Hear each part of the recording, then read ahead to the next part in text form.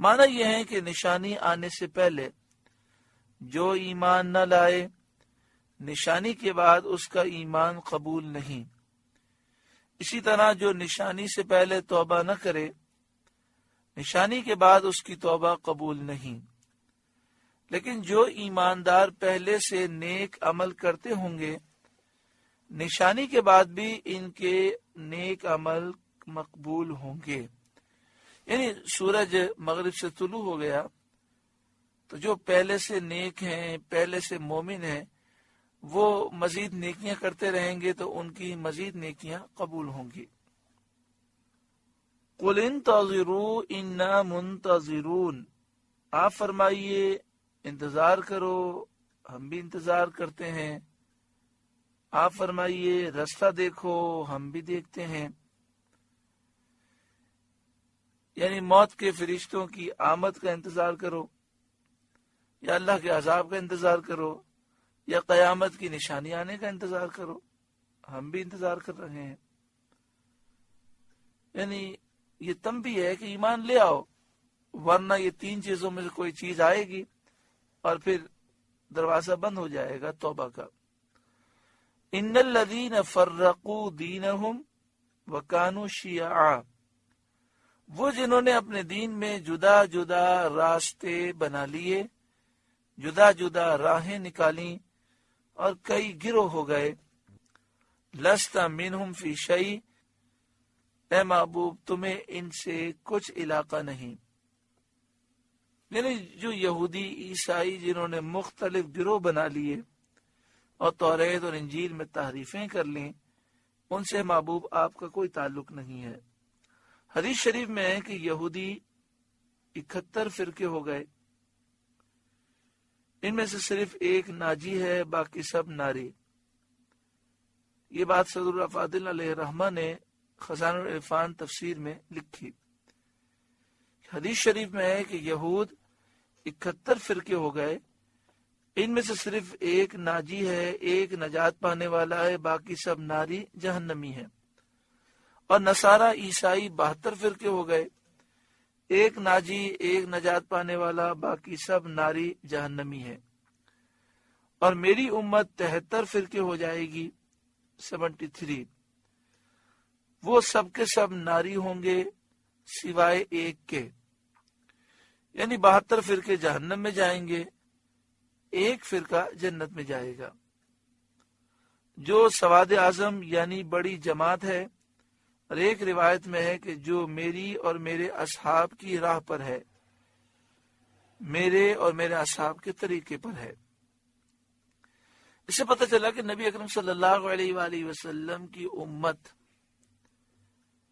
کے 73 فرقے ہوں گے اور جنتی ایک فرقہ ہوگا۔ اور جو کہے کہ میں کسی فرقے سے میرا تعلق نہیں، تو اس کا مطلب یہ ہوا کہ وہ جو جنتی ایک فرقہ ہے اس سے بھی اس کا تعلق نہیں ہے۔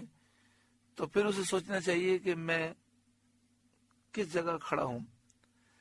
اور جو یہ کہے کہ سبھی حق پر ہیں تو وہ بھی غلط کہتا ہے، کیونکہ پیارا آقا صلی اللہ علیہ وسلم نے فرمایا کہ 73 فرقے ہوں گے، 72 جہنم میں جائیں گے، ایک جنتی ہوگا۔ تو اس لیے یہ کہنا کہ سبھی صحیح ہیں، اور سبھی صحیح کیسے ہو سکتے ہیں؟ آپ دیکھیں جو نبی اکرم صلی اللہ علیہ وآلہ وسلم کی توہین بیعت بھی کرے وہ بھی صحیح ہو، اور جو حضور کی تعظیم اور تکریم کرے وہ بھی صحیح ہوگی، کیسے ہو سکتا ہے؟ جو صحابہ کرام کی عزت کرے وہ بھی صحیح، اور جو بیعت بھی کرے گستاخی کرے وہ بھی صحیح، جو اولیاء کی تعظیم کرے وہ بھی صحیح، اور جو اولیاء کی بیعت بھی کرے وہ بھی صحیح۔ یہ کیسے صحیح ہو سکتا ہے؟ اہل سنت و جماعت جسے سواد اعظم کہتے ہیں، جو نبی اکرم صلی اللہ علیہ وآلہ وسلم صحابہ کرام کے طریقے پر ہیں، ان کا شعار کیا ہے؟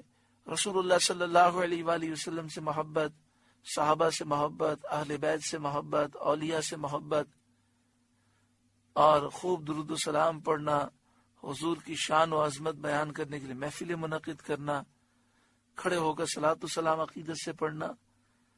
تو اہل سنت و جماعت کا جو شعار ہے وہ دین کی روح ہے کہ قرآن و حدیث سے محبت کرنا، اور اللہ اور اس کے رسول سے محبت کرنا، اور جو رسول اللہ کے پیارے ہیں ان سے محبت کرنا۔ اللہ کا شکر ہے مسلمان کہلانے والوں کی اکثریت اسی عقیدے پر ہے۔ اگر آپ اس معاملے کو دیکھنا چاہتے ہیں، انٹرنیٹ کی دنیا ہے، آپ انٹرنیٹ پر گوگل پر سرچ کر لیں میلاد ان ورلڈ، پوری دنیا میں میلاد کی محفلیں کہاں کہاں ہوتی ہیں آپ سرچ کریں تو مکہ شریف، مدینہ شریف، یمن، شام، مصر، عراق، کون سا ایسا ملک ہے جہاں میلاد کی محفل نہیں ہوتی؟ لاکھوں کے اجتماعات ہوتے ہیں، یمن میں لاکھوں افراد اسٹیڈیم میں جمع ہوتے ہیں اور کھڑے ہو کر یا نبی سلام علیک پڑھتے ہیں۔ پوری دنیا میں حضور پر کھڑے ہو کر صلاۃ السلام پڑھنا، محفل میلاد منعقد کرنا، یا رسول اللہ کے نعرے لگانا، یہ پوری دنیا میں رائج ہے اور لاکھوں کروڑوں مسلمان یہ کرتے ہیں۔ اور اسی کو حضور نے فرمایا کہ مسلمانوں کا جو سب سے بڑا گروہ ہو اسی کے ساتھ رہنا وہ حق پر ہوگا۔ اسی طرح صحابہ کرام علیہم رضوان کے طریقے کو حضور نے فرمایا یہ حق کی راہ ہے۔ تو صحابہ کرام علیہم رضوان کا طریقہ کیا تھا؟ حضور کے تبرکات سے محبت کرنا، منہ مبارک کی تعظیم کرنا۔ یہ منہ مبارک کی تعظیم کرنا کہاں پایا جاتا ہے؟ الحمدللہ اہل سنت و جماعت میں۔ اللہ تبارک و تعالی ہمیں اہل حق کے ساتھ رکھے اور انہی کے ساتھ جینا اور انہی کے ساتھ مرنا اور کل بروز قیامت اٹھنا نصیب فرمائے۔ آگے شاید فرمایا انما امرهم الی اللہ، ان کا معاملہ اللہ ہی کے حوالے ہے۔ ثم ینبئهم بما كانوا یفعلون، پھر وہ انہیں بتا دے گا جو کچھ وہ کرتے تھے، اور آخرت میں انہیں اپنے کردار کا انجام معلوم ہو جائے گا۔ من جاء بالحسنۃ فلہ عشر امثالها، جو ایک نیکی لائے تو اس کے لیے اس جیسی 10 ہیں، یعنی ایک نیکی کرنے والے کو 10 نیکیوں کی جزا۔ اور یہ بھی حد و نہایت کے طریقے میں نہیں، یعنی یہاں پر اختتام نہیں ہو جاتا، بلکہ اللہ تعالیٰ جس کے لیے جتنا چاہے اس کی نیکیوں کو بڑھائے۔ ایک نیکی کے 700 کرے یا 700 سے بھی زیادہ بے حساب عطا فرمائے۔ اصل یہ ہے کہ نیکیوں کا ثواب محض اللہ کا فضل ہے، یہ اللہ پر واجب نہیں ہے، یہ اللہ کا فضل ہے کہ وہ اپنے بندوں پر فضل فرمائے اور نیکیوں کا ثواب عطا فرمائے۔ یہی اہل سنت کا مذہب ہے۔ اور گناہ کی اتنی جزا یہ عدل ہے، ایک گناہ کریں تو 1 لکھا جاتا ہے، ایک نیکی کریں تو 10 لکھی جاتی ہیں، بس اوقات اس سے زائد لکھی جاتی ہیں۔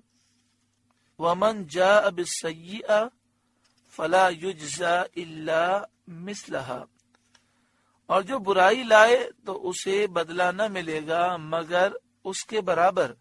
وَهُمْ لَا يُظْلَمُونَ، اور ان پر ظلم نہ ہوگا۔ قل، اے محبوب آپ فرمائیے، اننی ہدانی ربی الی صراط مستقیم، بے شک مجھے میرے رب نے سیدھی راہ دکھائی، یعنی دین اسلام جو اللہ کو مقبول ہے۔ دیناً قیما ملت ابراہیم حنیفا، ٹھیک دین ابراہیم کی ملت جو ہر باطل سے جدا تھے۔ وما کان من المشرکین، اور مشرک نہ تھے۔ اس میں کفار قریش، کفار مکہ کا رد ہے، جو گمان کرتے تھے کہ وہ دین ابراہیمی پر ہیں۔ کفار مکہ حج بھی کرتے تھے، عمرے بھی کرتے تھے، طواف بھی کرتے تھے، لیکن انہوں نے حج، عمرے اور طواف کو تجارتی میلے بنائے ہوئے تھے اور نقشہ بدل دیا تھا۔ عبادت کے سارے معاملات انہوں نے غلط کر دیے تھے۔ 360 بت نصب کیے تھے خانہ کعبہ میں، اور طواف میں ان کی پوجا کی نیت کرتے تھے۔ تمام کپڑے اتار کر، ننگے ہو کر مرد دن میں طواف کرتے، سیٹیاں اور تالیاں مارتے۔ یہی کام رات میں عورتیں کرتے۔ صفا مروہ پہ 2 بت رکھے ہوئے تھے، اصاف اور نائلہ۔ بعض مفسرین نے فرمایا وہ در حقیقت بت نہ تھے بلکہ یہ مرد اور عورت، یہ دو افراد تھے، ان دونوں نے حرم شریف میں برا کام کیا تھا، تو اللہ تعالیٰ نے غضب کیا، یہ پتھر بن گئے۔ تو لوگوں نے صفا پر اور مروہ پر ایک ایک کو رکھ دیا تاکہ لوگ جب صحیح کریں تو عبرت حاصل کریں ان سے، اور آئندہ کوئی اس مقدس مقام پر کوئی غلط کام نہ کرے۔ آپ سے گزارش ہے کہ قرآن کے اس پیغام کو آگے پہنچا کر ثواب جاریہ حاصل کریں۔